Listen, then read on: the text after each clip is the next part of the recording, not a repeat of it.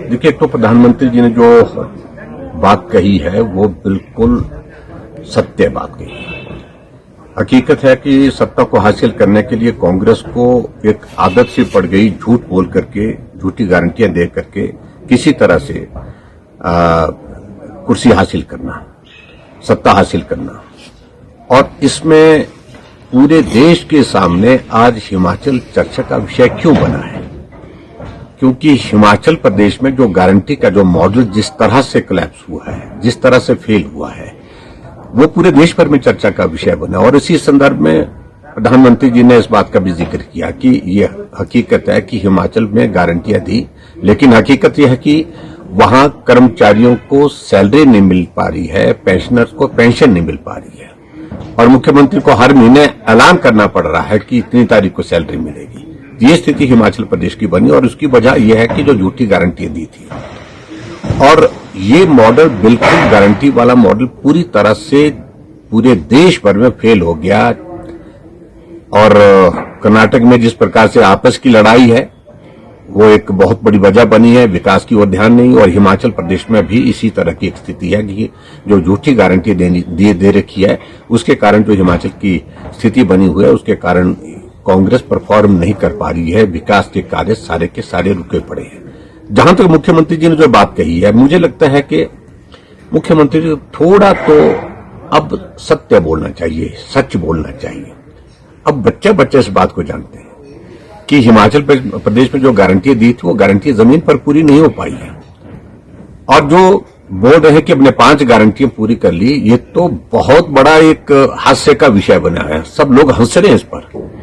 Guarantee उन्होंने दी थी कि हिमाचल प्रदेश में 18 से 60 साल की महिलाओं को हम 1500 रुपए हर महीने का देंगे।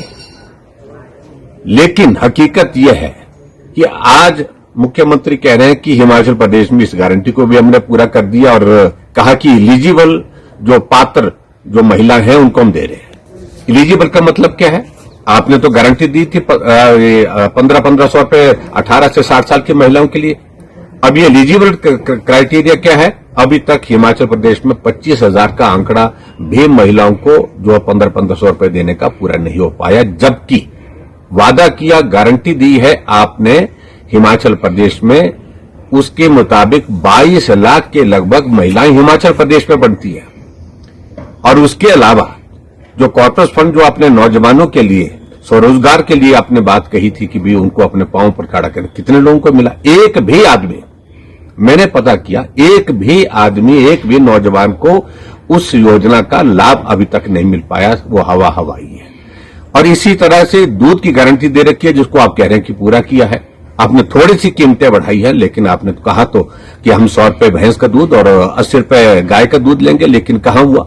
कहां? हमें बताएं तो सही, कहां हुआ? और ऐसे में आपने ऊपर से यह कह रखा कि कैबिनेट की पहली बैठक में ये फैसले होंगे।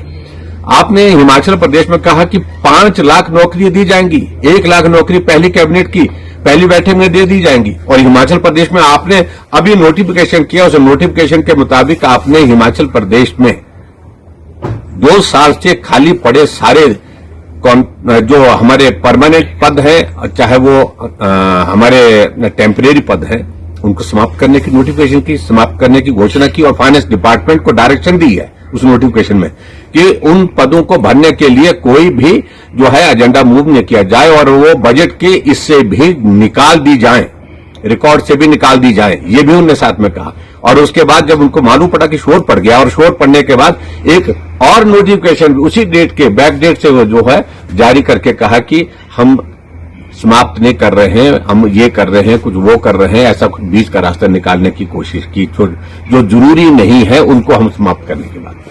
यानी कि हिमाचल प्रदेश का जो सरकार का चलाने का जो मॉडल कांग्रेस पार्टी का आज, तो ये पूरा देश भर में एक ऐसा मॉडल है कि फ्लॉप मॉडल है, बुरी तरह से असफल हो गए हर तरह से। और इसलिए प्रधानमंत्री नरेंद्र मोदी जी ने सही कहा कि गारंटियों का जो मॉडल प्रस्तुत करने की कांग्रेस पार्टी ने कोशिश की, उसमें पूरी तरह से फेल हो गए।